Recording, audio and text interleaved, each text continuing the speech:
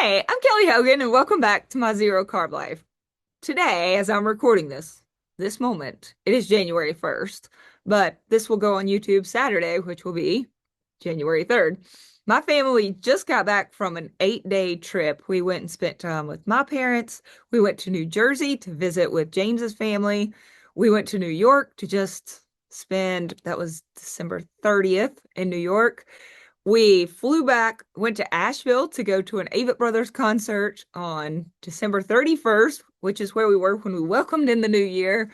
It was also my son's birthday. He's 13 now.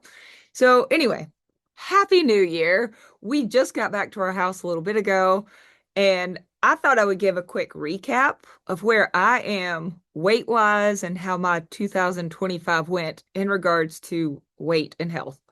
So, for those of you that don't know my story, the very short version is that I did struggle with weight pretty much my whole young life. And then I started having health problems when I was in my 20s. So, for example, from age 20 to 25, I got my first cavity and my 12th cavity. I was gaining weight rapidly. I had to go get boils lanced and drained frequently, which was awful. I had chronic acne. I had this debilitating, and I do mean debilitating, when it would hit, you can't do anything. You can barely breathe, just curled up on a couch. This sternum pain called costochondritis. Some of you have commented before to say you've had it and you agree with me. Seriously, it is the worst. You think you're dying. Have you had it? Oh, and I also had IBS symptoms that had me alternating between constipation and the total opposite of constipation. And honestly, that put a real damper on my love of hiking and leaving the house. Terrible.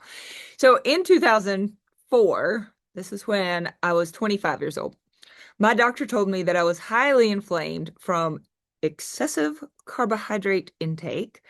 And so I started doing a very low carb diet. I kept my carbs at 20 or below. That was not net carbs, that was total carbs, 20 or below. And I did that for 5 years, which takes me to 2009. And at that point, I had a lot of improvement and I'd had a lot of weight loss, but I still was having some issues. But in 2009, I cut out that last 20 carbs per day and I went on a zero carb carnivore diet. And every single one of those health issues resolved. I kid you not.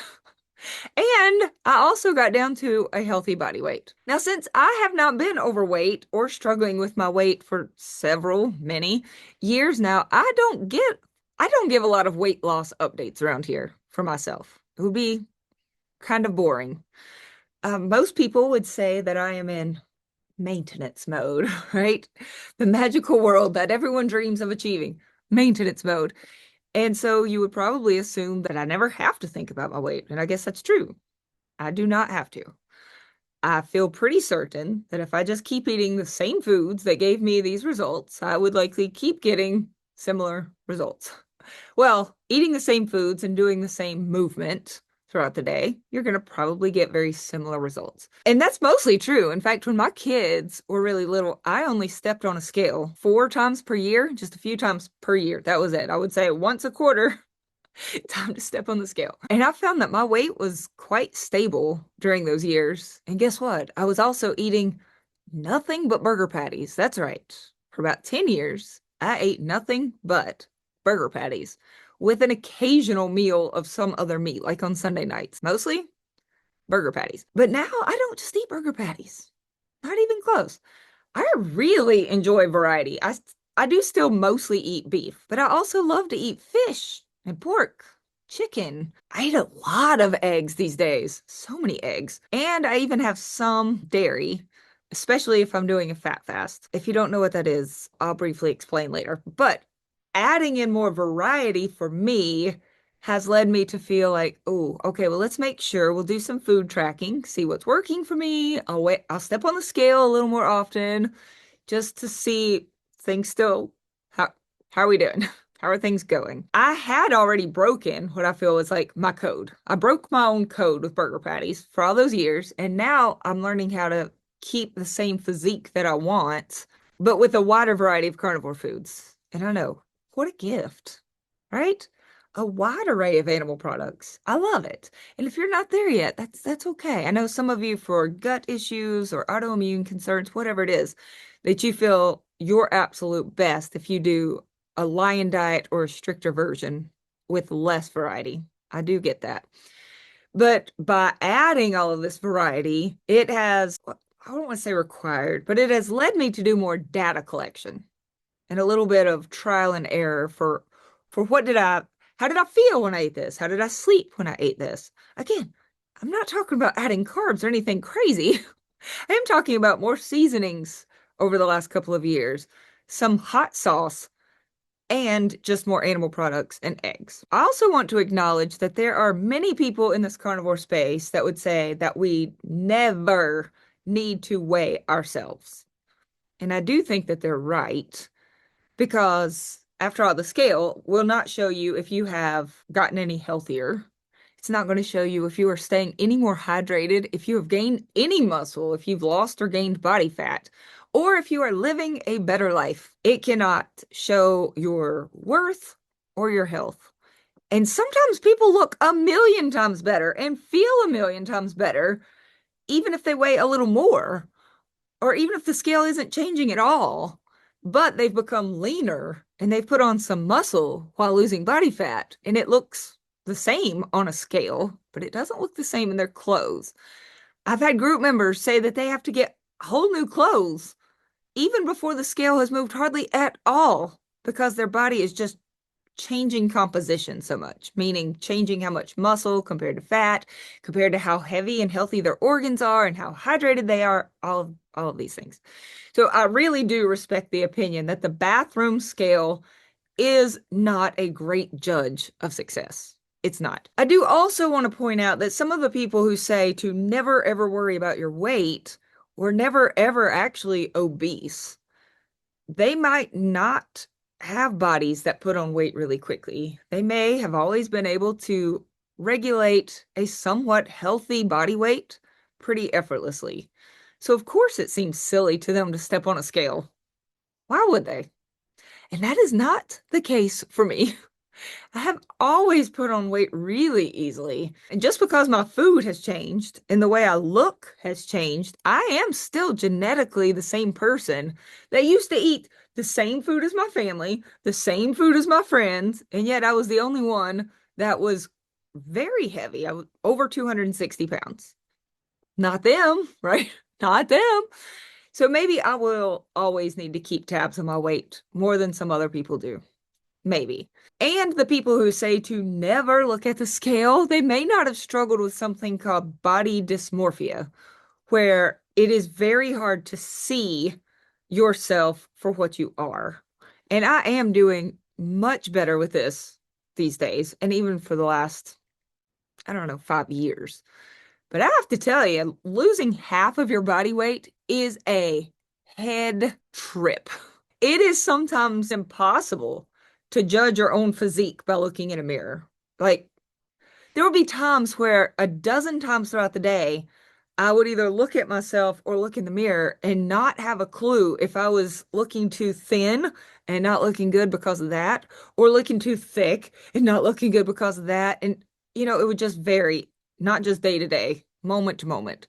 It was very, very hard for me to not see my old self when I looked in the mirror. In fact, in my dreams, I was still heavy for years.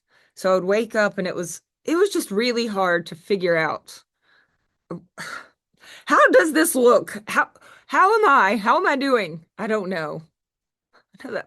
To somebody who hasn't struggled with that, that probably sounds really messed up and like, what is she talking about?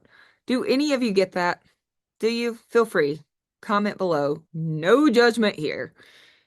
But I'll tell you that one benefit of the scale can be that it is a tangible number. And if even when I was struggling with all of this, my getting my eyes on board with my body, on board with my brain, if I looked at a BMI chart to see what is healthy, what is a healthy weight range for my height, and it's a pretty broad spectrum, and then I would step on a scale and see that that number fell squarely within that within that range. That was very helpful to me.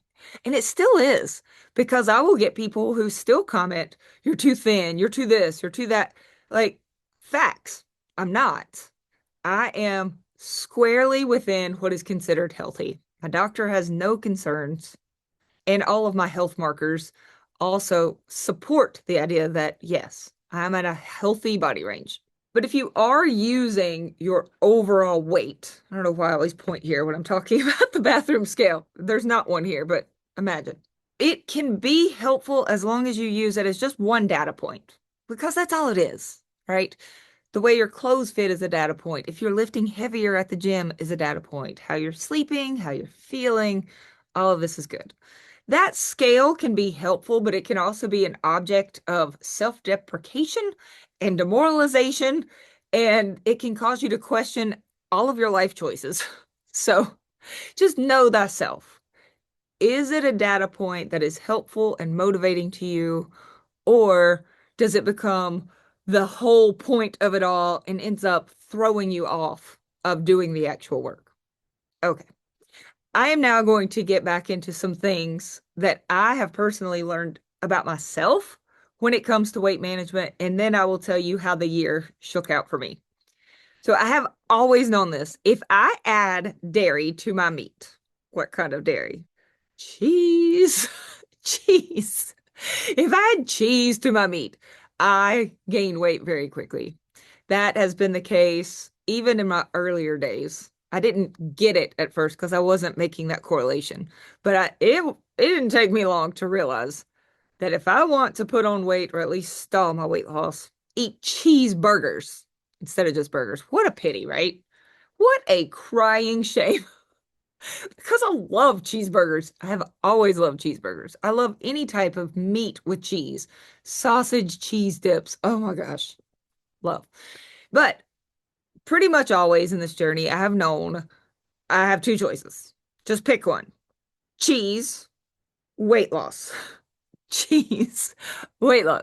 Because you're not going to get both. Well, let me rephrase that. I was never going to get both. I know some people can. Truly, I just met a man today who said he's doing great on carnivore and he is also eating cheese. He's losing weight. He's feeling great. Awesome. I did not tell him, don't do that. No, I did not. I just said that's awesome. We had a great carnivore chat.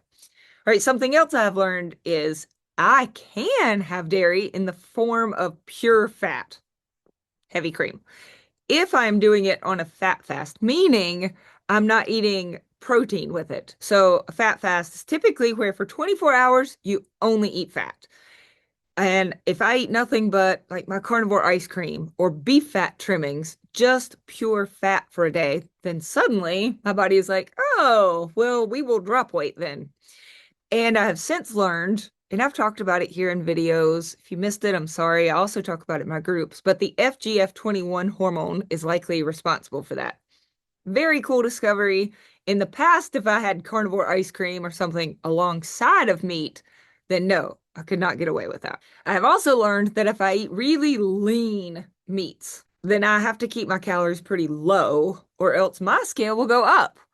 So if I eat really lean meats, but not many calories, under eating for me, then yes, I can get the scale to drop. But if I eat an adequate amount of calories, fuel, whatever you want to call it, then my scale will go up with really lean meats. I'm not saying that that is a total generalization for everybody. I'm just sharing what I've learned. But by tracking my food, tracking my movement, and tracking my results, food, movement, results.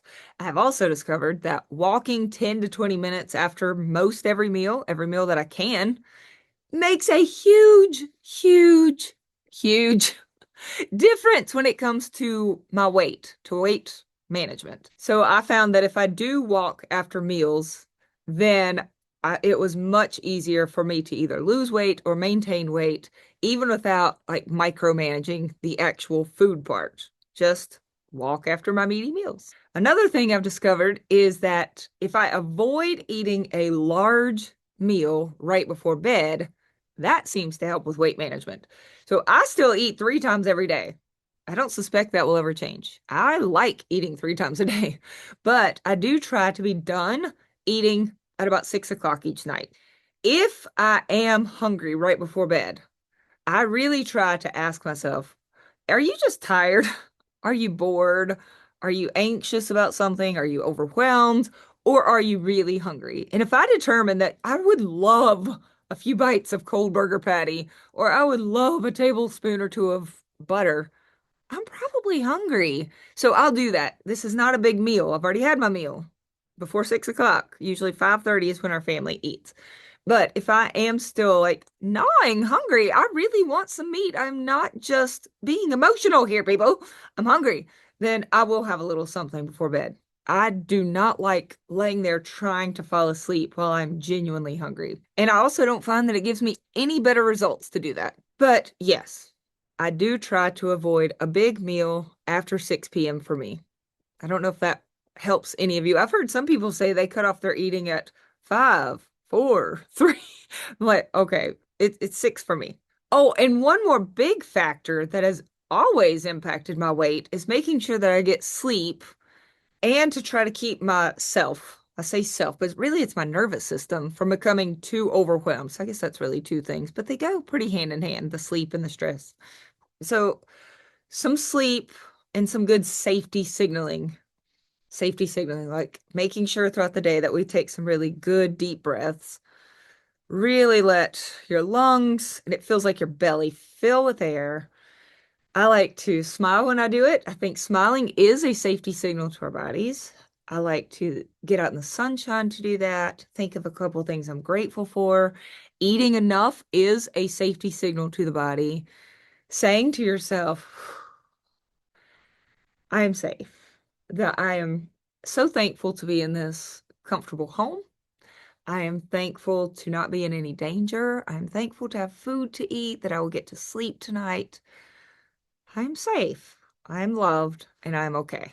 I've made videos on this topic before. I'll link below, but I'm going to move on. So, very quickly to summarize, my 130-pound weight loss came from these general things: cutting out carbs, walking after meals, not eating cheese, the least fun of all, not eating cheese, not eating a big meal at night, and trying to avoid being sleep deprived or allowing myself to get overly stressed and overly overwhelmed.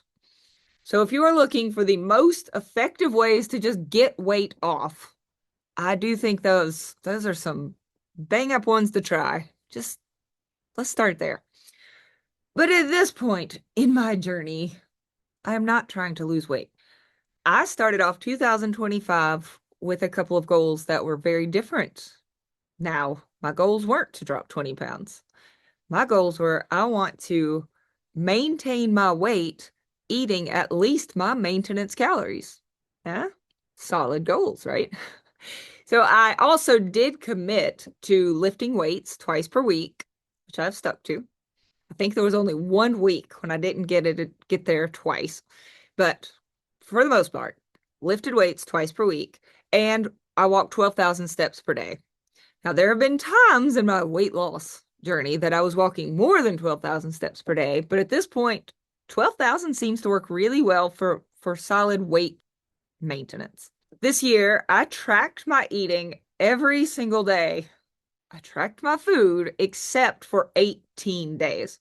So I jotted it down, and that means that 347 times this year, I tracked everything I ate. 347 days. And even on that 18 days that I didn't track it, I still stuck to animal products, of course. I just didn't put it all into Carb Manager. So it wasn't 18 days off of carnivore. It wasn't 18 days of choosing pain and addiction. No, it was just 18 days of not weighing it and putting in a nap.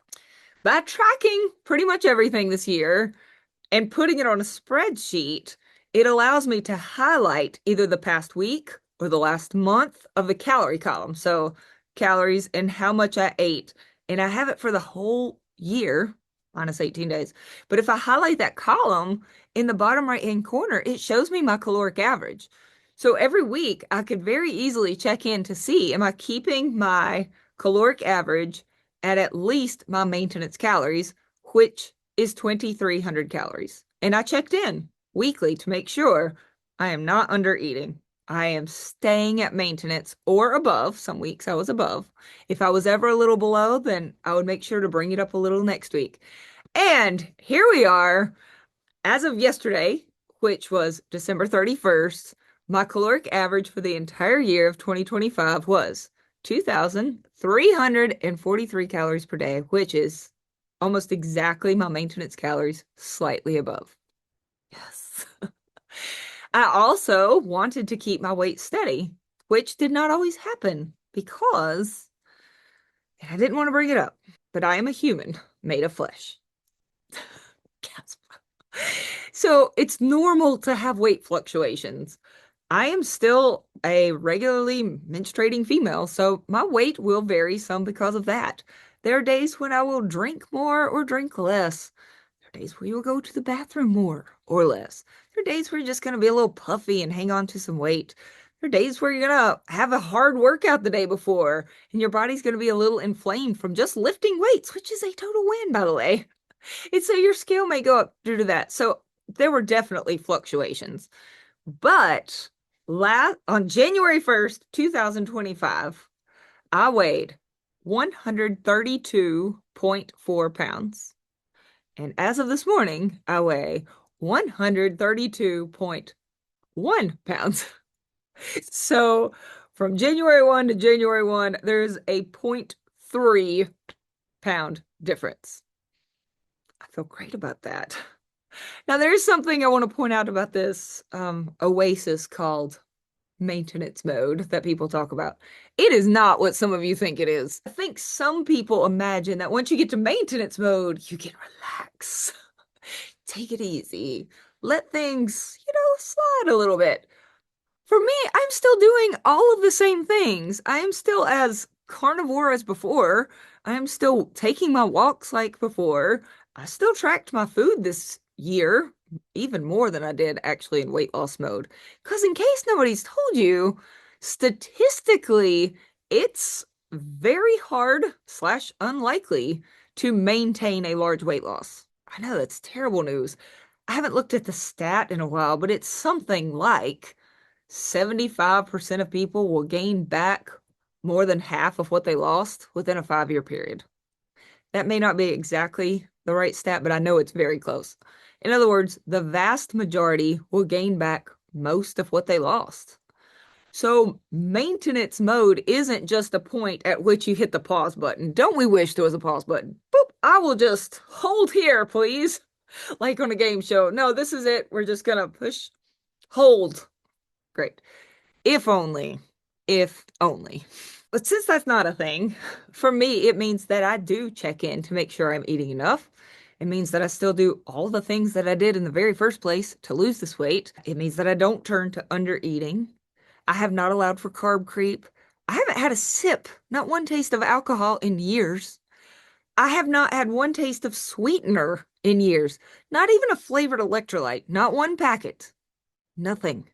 Except for the one day that I did an experiment with honey. It was disgusting. It was a total fail. Other than that, one day for 16 years, nothing sweet. So I'm still doing the things that it took to get me to this maintenance mode. That's what maintenance mode looks like. You just keep doing the things. So yes, my 2025 goal was continue maintaining my approximate body weight to continue doing the work. And I did that. For 2026, I will continue lifting weights at least twice per week. It would be great to put on some muscle or at least continue getting stronger with my lifts, continue lifting a little heavier, a little more reps, which I have been working on. I have maintained body fat percentage 15 to 16%, and that's been for the last couple of years. That has not been hard for me to maintain. I like the way that looks and feels. It's perfectly fine for me. I do want to continue keeping my calories at least 2,300, but I'm not sure that I'm going to track that every single day. I have a really good grasp on what that looks like for me. I do not feel that I'm in danger of under eating. I'm not weary of tracking yet, but I'm just going to tell you, if I start to get weary, I'm not committing to doing that every day of this year. There is an additional benefit to me tracking my food, and it's because I do share my meals, my days of eating with my group members, and I show them how I tracked what I ate. But at this point, I have hundreds of days of eating as examples that I pass on to them. So I think it's okay if it ever feels like, yeah, I, I think I'm good. I think y'all get the picture. It's meat.